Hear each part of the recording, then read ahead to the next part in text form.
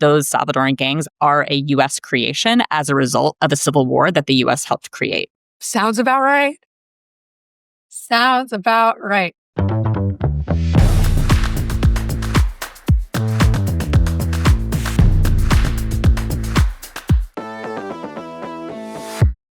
Hello, team, and welcome to Bureaucracy. I'm your host, Emily Gross, and I'm very excited today because I have Mneesha Gellman with me, who's a professor from Emerson and also is an expert witness in asylum hearings for Salvadorans. And so, Mneesha, thank you so much for being here today. Thanks for the invitation.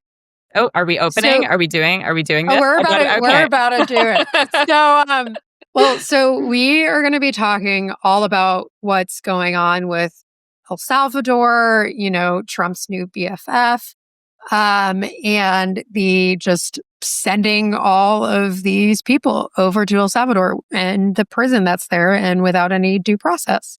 So, a hefty conversation. Feels like a good one for beer. Yes. What are you drinking? I am drinking a Conehead IPA. Ooh, yeah. And I am drinking a watermelon sour ale. Well, cheers to democracy. Yeah, truly. Tastes so much better than the state of things at the moment. Well said. Truly. Okay, Mneesha, my favorite question. Why should we trust what you have to say? Yes, it's a hard question. I mean, I think the short answer is I'm an academic and I'm peer-reviewed a lot. So you can trust what I have to say because I am vetted all the time. Everything that I write that goes through the peer review process, my discipline has a rigorous process for weeding out information that is not accurate. So because I publish books and articles that go through that process, I would like to think that I am a credible source, and I'm gainfully employed as a college professor where I'm also regularly reviewed for accuracy. So, there are those checks and balances aren't perfect, but it's important to vet your sources so people can look me up and vet me as they like. Perfect. We love to hear it. So I kind of just want to start with a little bit of a background, right? The president of El Salvador is Nayib Bukele. He came into office in 2019, and when looking at him, realized he's extremely young. Mm-hmm. He's 40s, right? Can you give us a little bit of a breakdown about his rise to power and the way things have changed since he's been president? Sure. And I'm going to take us back even a little bit farther just for the thumbnail sketch of El Salvador. So there was a massive civil war in El Salvador from 1980 to 1992. The U.S. economically, militarily supported the right-wing government that was oppressing the FMLN, the organization that was pushing back against the government. And people say that U.S. intervention in that civil war was decisive in securing a government victory for the war. The war led to a massive migration of refugees from El Salvador to the United States, fleeing violence in the country. And those folks settled in East LA, where they formed the nascent beginnings of what is now the MS-13 and Barrio 18 gang. As those folks came in contact with police and the criminal legal system in the U.S., they were deported back to El Salvador and created the gang infrastructure of MS-13 and Barrio 18 that have been really ruling El Salvador like a shadow state for much of the 21st century. So fast forward to Bukele, he comes to power after El Salvador officially consolidates its democracy in 2009 with the election of its first FMLN president, because the same party that dominated during the Civil War stayed in power in the post-war transition. The FMLN wins the presidency for 2 terms, and then Bukele runs, having initially started out as the FMLN politician. He left the party / was kicked out of the party, formed his own political party, becomes president in 2019, and decides to remake El Salvador in his image. And that looked decently democratic for the first year or so of his presidency, and then has devolved and has gone into a situation of extreme democratic backsliding. But maybe you have questions about that. Certainly. And just one clarifying question. So you're saying MS-13 and Barrio 18, right? Came out from the resistance movement against the right-wing government during the Civil War? The creation of the Salvadoran gangs are a byproduct of U.S. deportation policies. The founders of those gangs are the children of refugees. So mom and dad flee the Salvadoran Civil War in the 1980s. They moved to LA. Their sons, born in El Salvador, brought with them as babies to the U.S., formed these gangs to protect themselves from the rampant violence that was happening in low-income communities of color in Los Angeles at that time. They committed crimes, they were arrested, they were deported, and took the gang infrastructure from East LA back to El Salvador. So one of the things when we fast forward and we talk about Bukele's state of exception, which is part of the erosion of the rule of law in the country, we can't talk about that and the need to quash the gangs that are there without recognizing that those Salvadoran gangs are a U.S. creation as a result of a civil war that the U.S. helped create. Sounds about right. Sounds about right. And when was this, timing-wise? So this was in the 1990s. Got it. Yeah, okay. And Cool. The war officially ended in 1992. Those young folks were growing up 1990s into the early 2000s. Okay. Interesting. Good to know.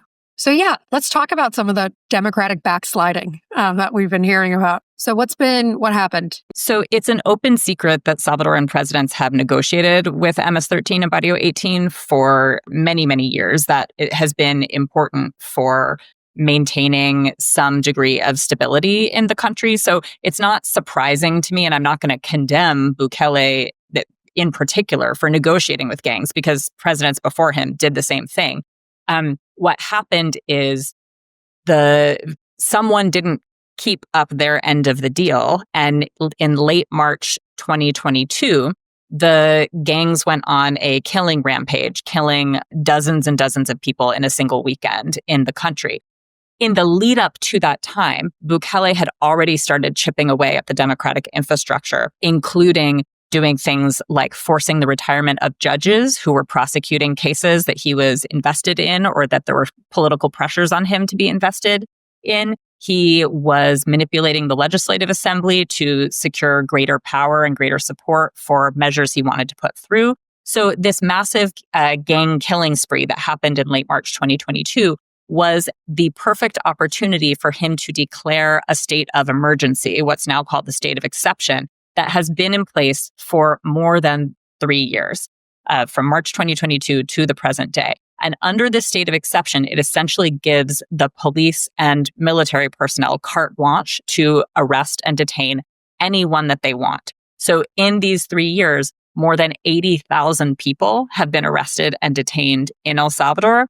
And of those, human rights organizations have assessed that, okay, probably a third are gang members. They are legit, folks who have MS-13 tattooed on their bodies. They identify with their gangs. A third of those, in addition, would be gang affiliates, people who are connected in some way, but not themselves members.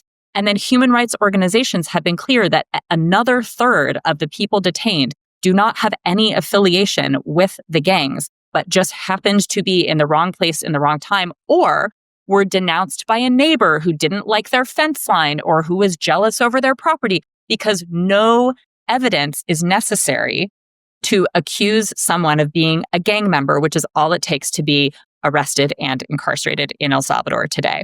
So multiple thousands of people who are wrongfully detained in El Salvador has been an issue of great concern. There's a number of excellent human rights organizations putting out reports on this, and I've done some writing about this as well. But it is a very obvious way that the state of exception is not upholding democracy. Yes, it has decreased gang power. It hasn't removed the gangs entirely. It has decreased their power. But El Salvador is not more democratic because of that.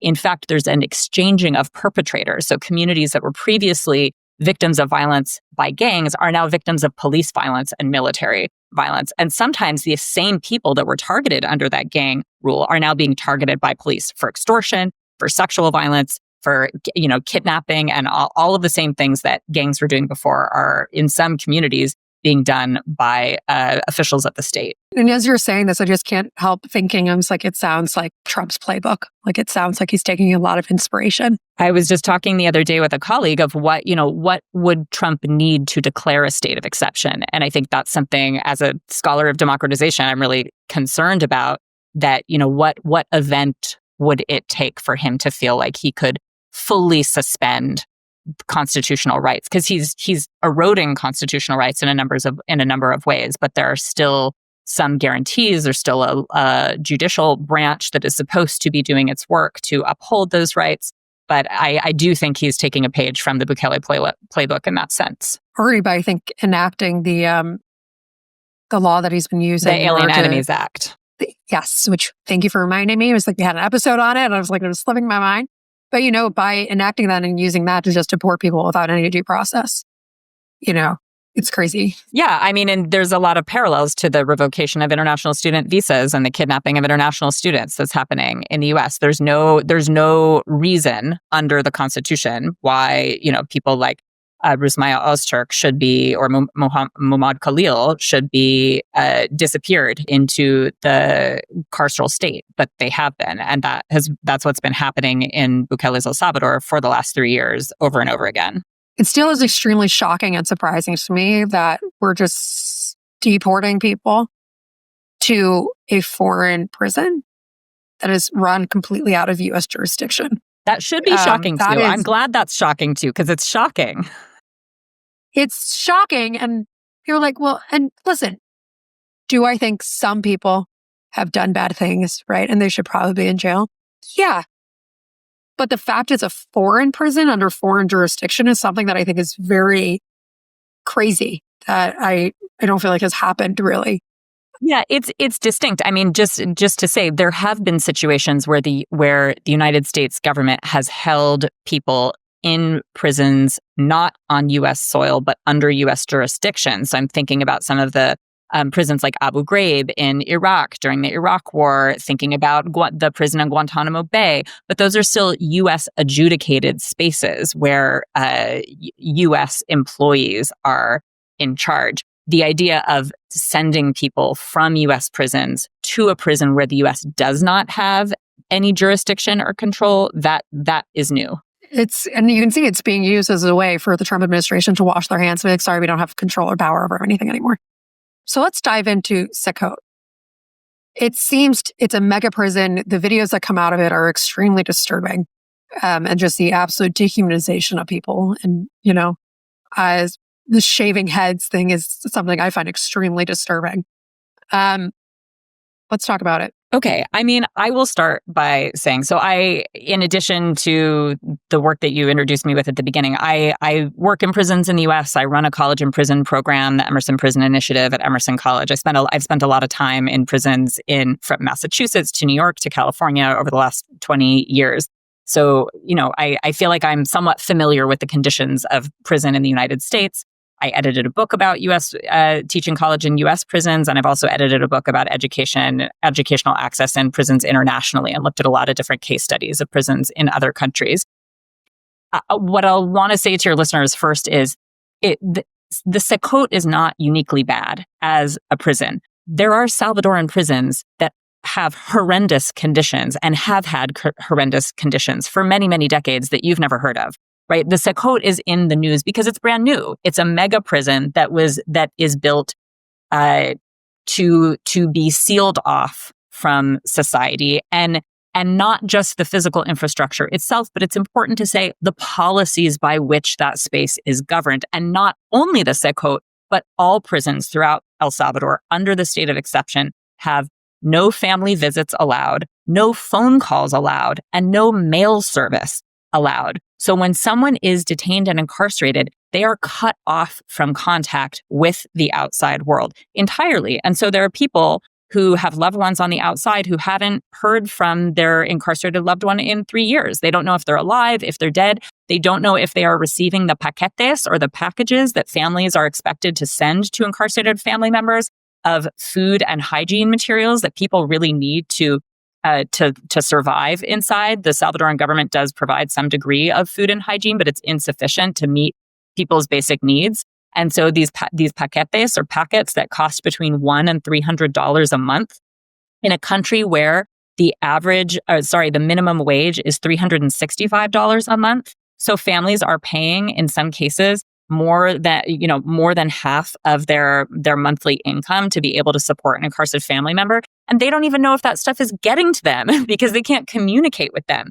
At the same time, I want to add that El Faro, which is an excellent independent news organization that was based in El Salvador until they were so harassed and surveilled that they relocated to Costa Rica, but they continued to have journalists on the ground in El Salvador, just came out with a story documenting the fact that, in fact, people are able to leave on weekend passes from the prison if they have enough money to buy their way out and if they know the right people. So the whole facade of the Salvadoran prison system being this closed entity that is impermeable is another game of smoke and mirrors that's really used to create an image of security that doesn't translate into daily safety for everyday people. But it also isn't true because, top gang members who have access to cash and a network of people that are able to make those connections, they're coming home for the weekend. They're sliding that cash to government officials and they are getting out. So is that at the CECOT? Is that at a different prison? Does it matter? It's still the commentary about the Salvadoran prison as a whole not being what it's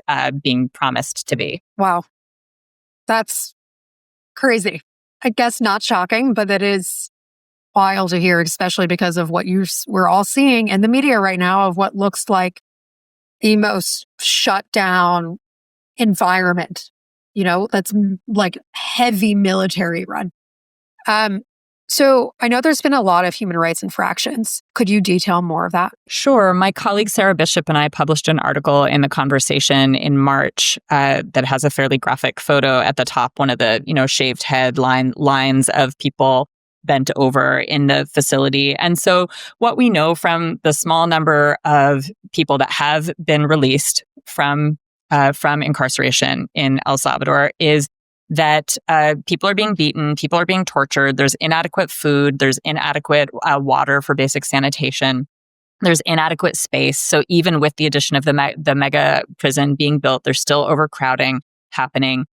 Some places have more control by gangs than others. So previously, the impetus that Bukele used to justify the creation of CECOT was that it would be controlled by the government. That's because the gangs controlled the other prisons prior to the CECOT's existence. There was the MS-13 prison, there was the Barrio 18 prison. The gangs ran the prisons. The prison staff were there to maintain a facade of control. But these were gang-directed prisons. So the CECOT is supposed to be not that. It's supposed to be more, in some ways, like the U.S. model, where there's lots and lots of gang activity and gang authority happening. But the state is in charge. The state is in control. And it's very hard to assess to what degree that's happening. But, folks that have been released from prison talk about seeing people being taken away and returned with severe forms that, lesions and other visual indicators of severe violence happening to them.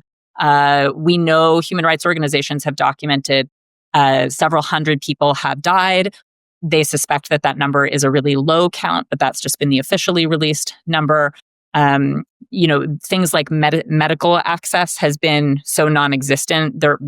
Many people that were detained had medical conditions, things like type 2 diabetes, where they were taking insulin on the outside. All of a sudden, they have no access to that medicine. They're going to die. So those are the sorts of situations that are distinct from the kinds of contexts that we see in U.S. carceral spaces, where even with all of the problems in the U.S. Prison system, there is still a basic nutritional guarantee. There's chronic conditions like diabetes are managed in some way that is more in line with basic human rights tenets, and we see the opposite of that in El Salvador. Really, a disregard for the human rights of people under the state's control. Is there a judicial process? So there was a judicial process. There was judicial independence in El Salvador again in 2009 when the country consolidated its democracy with the election of the first FMLN president. There were the 2000 aughts and the 2010s decade were periods of reasonable procedural democracy. It wasn't deep democracy. It was what folks call a pretty thin democracy. Political scientists might say it's a thin democracy or it's procedural, meaning it doesn't go really down into protecting the deeper needs of humans. But there's reasonably free and fair elections. There's some assumption that power will be contested in elections. judicial independence, the rule of law, is a key democratic indicator that we use to determine regime type. If we're as political scientists, if we're coding a case as democratic or authoritarian, the rule of law is one of those things we look to, and judicial independence is required for that. So Bukele has gone on an all-out attack on the judiciary. He created this mandatory retirement law in the early 2020s. It might have been 2019 or 2020, 2021. I'm blanking on the exact year. But that law forced the retirement of Judge Guzman, who is the main judge adjudicating the El Mozote massacre, this very infamous massacre of a village of 1,000 people under a military leader who had been trained in the United States School of the Americas prior to the massacre.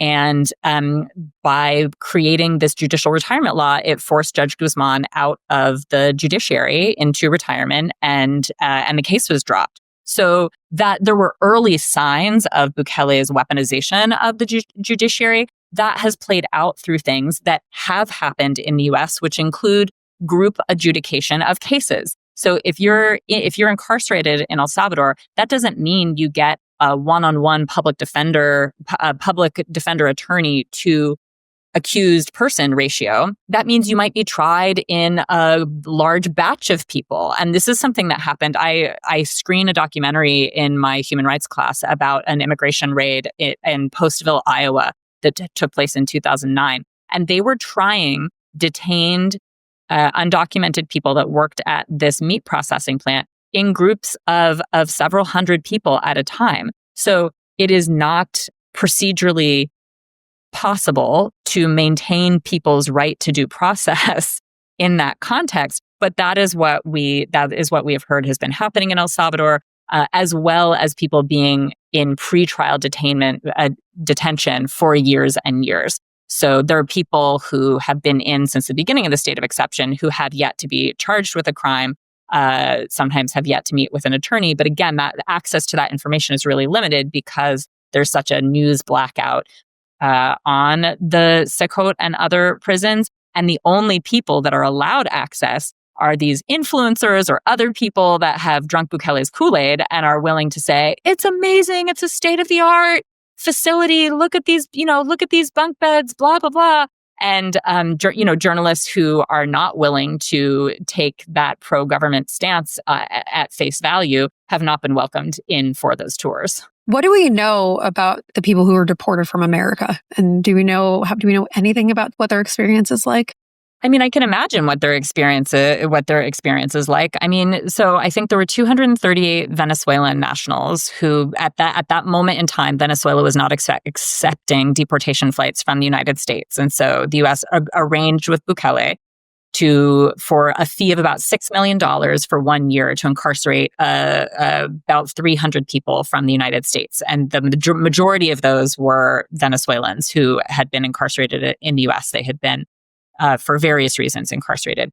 And then a number of them were Salvadorans who had various documentation situations. One of them, of course, the most famous is, as of right now, is Kilmar Abrego Garcia, who had received a withholding of removal decision. And a withholding of removal means that a number of years ago, he had received a notice that he was to be removed from the United States. And he took his case to immigration court and he won a withholding of removal, a category which means he's not a U.S. citizen, but he cannot be removed from the United States. So he was abducted in a Home Depot parking lot with his 5-year-old in the car and taken into ICE detention and then put on that plane and deported to El Salvador. So we have no access to what his experience is actually like. I do believe there's a U.S. senator en route Chris to, Van Hollen is en route at the moment. So hopefully he'll be able to provide more information. But if I had to guess about the conditions that people like Kilmar are being held in, I would say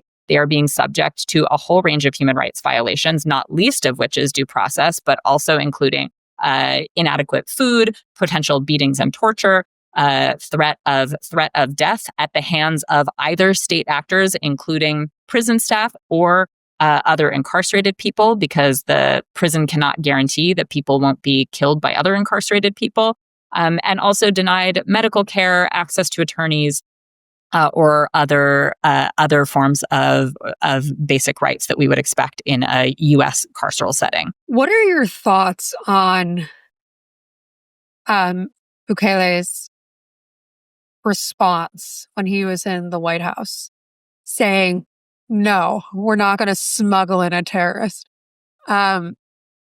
Which they're like, and the Trump admin's like, "It's out of our jurisdiction now. We can't do anything." Yeah, I mean it's so ridiculous. Of course he could do something. If Bukele wanted to, if Trump wanted him to, Bukele would have Kilmar home tomorrow. So what I noticed, because I was live streaming that egregious hearing, is both Trump and Stephen Miller first erroneously characterized Kilmar Abrego Garcia as being an MS-13 member. He's not an MS-13 member. They both referred to him as a terrorist, and then both Trump and Stephen Miller described MS-13 as being rapists of children. And then after that, when Bukele was asked, will you release Kilmar out of the prison? He's like, why would I release a terrorist into my country? So all of the government officials in that meeting asked to speak about it did not follow the truth, which is that Kilmar received a legitimate withholding of removal decision in U.S. immigration court and is not a member of MS-13, is not a terrorist, and was mistakenly identified as such. And I don't even want to use the word deported. He was kidnapped and sent to a country that is where he is unable to access his human rights or his rights as someone granted a withholding of removal in the United States. Yeah, it's a hell of an administrative error. Yeah, and I just keep, I think of his wife and child, and I think of the family members of all of the people that have been erroneously kidnapped in this way, people like Rusmaya Ozturk and Muhammad Khalil. But I also think of all of the other folks in immigration detention for various reasons. And again, I work in a college and prison program where we work with people that have committed crimes, and we do believe in second chances. So I'm not someone who's willing to say, well, there's good immigrants and bad immigrants, or there's good criminals and bad criminals. I would never use that language, because I think fundamentally we have to look at the larger context. And to me, when I look at U.S. Salvadoran relations, I go back to that Civil War period where the U.S. was responsible for destabilizing the country. The same way it destabilized Guatemala with the overthrow of Jacobo Arbenz in 1954 to preserve the material interests of the United Fruit Company, which was a U.S.-based corporation that was ripping off the Guatemalan government. The same way it intervened in Honduras in 2009, overthrowing a democratically elected president, or in Chile, overthrowing Salvador Allende in 1973. And so Bukele is looking at El Salvador's gang problem, and the U.S. is looking at El Salvador's migration problem with this I don't know how it happened. I just don't understand why Salvadorans are coming to the U.S., why Guatemalans are coming to the U.S. with no accountability for direct policy decisions that facilitated a economic breakdown, political instability, and a culture of human insecurity that led people to flee violence and deprivation to try to preserve their own physical well-being and also the chance for a real life and future. Could say it better myself. It's unfortunately the history of America and the way that they handle such things, and especially now where you have the Trump administration, which is, to be honest, I hate the concept that we're like, all these people are like, we're nearing a constitutional crisis. We're almost at a constitutional crisis. And I'm like, no, we're at a constitutional crisis. That ship has sailed and we're in the middle of it, and it's time we start addressing it as such. It's I wish I could say I was not surprised. I was surprised, but it's on par with the hundreds of years of American history. Yes. Especially in relation to foreign policy. And also, just so people are aware, the New York Times did an investigation, and I don't want to get these numbers completely incorrect, but I'm pretty sure it's in the ballpark of what I'm about to say. They did an investigation of the original 300 people that were sent to CECOT. 75% of them, they couldn't find any criminal record for. Correct. Yeah, and this parallels what's been going on in El Salvador with the state of exception of having people locked up in CECOT who were detained on suspicion of being gang members, but there's no proof. And I will say there's been a lot of good, not a lot, there has been a limited amount of really important and good scholarship and research looking at the danger of relying on gang databases that police departments use to track gang members and ultimately to arrest and detain them. The way that people are labeled as gang members or as terrorists is deeply flawed, both in the United States and very much in El Salvador. And it is a source of deep injustice in both places. Absolutely. And so the U.S. is paying $6 million for 300-ish people to be detained for a year. Right. And how much does the U.S. pay per person to keep them incarcerated? I have that figure at my fingertips. So it varies state to state. At least I work in state Department of Correction systems. So I can say in Massachusetts, on average, it's about $140,000 a year to incarcerate someone in this year in our state. Nationwide, that varies from as low as $50,000 a year in some states to in Massachusetts, if someone has medical complications, it can be as high as $250,000 per person per year. So, it's expensive. One thing I heard and was disturbed by in the live stream of the Bukele-Trump meeting was Trump saying, "Oh, build more prisons. We'll send you more. Build more." And so human beings have become chattel in this economic relationship between these two non-democratic leaders, where they are bartering economically over human lives. Right. And I mean, one of the most infamous parts of that press conference was the hot mic moment where Trump talked about telling Bukele to build 5 more prisons so he can start sending American citizens. Mm-hmm. Yep. That was a hot mic moment. But he's also said that on the record, just to be clear. He said, and I just published a piece in Jacobin magazine a couple of days ago, but the idea that U.S. citizens should be deported is something Trump has stated multiple times. In that particular briefing, he said, and don't forget about the people that, hit Granny over the head with a baseball bat or push her into the subway. We want to send you them too.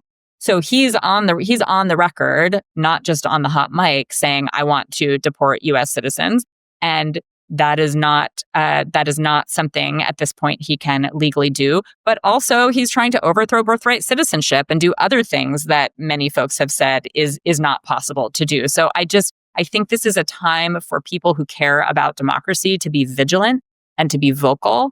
And even though it is scary to stand up for what they believe in, and especially those of us that have citizenship privilege, that have skin privilege, that have professional privilege, that have, a range of things that protect us from being the most harmed, it's our obligation to speak up and to speak up on behalf of the most vulnerable members in our communities and to speak up on behalf of democracy itself. Absolutely.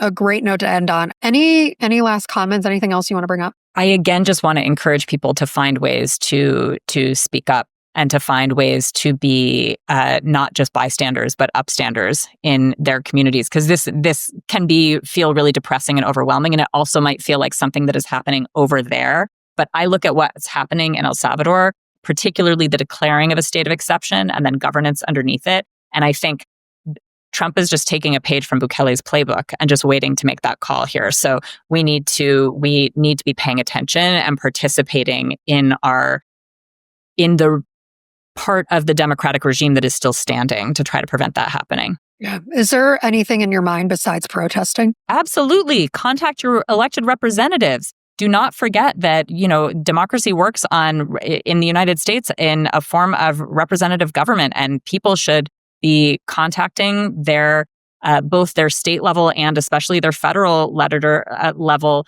House of Representatives and senators, and letting them know what they care about, whether on this issue or any of the other issues that are at stake right now. So protesting for me is a way of therapeutic soul rejuvenation. It's not actually what gets policies made. What gets policies made is calling those offices, communicating our preferences, becoming involved in the actual politics of policymaking. So phone calls, letters, lobby days in these spaces, and supporting the nonprofits that are also doing that work on our behalf if we're not able to do that on a regular basis. Awesome. Thank you. That's a wonderful note to end on. Mneesha, thank you for joining what is a difficult episode in a whole line of difficult episodes, but it's provided a lot of really great insight. So thank you. Thanks for the invitation, and may we all persist. Truly. So I'm your host, Emily Gross. We'll be back next week with another episode of Bureaucracy.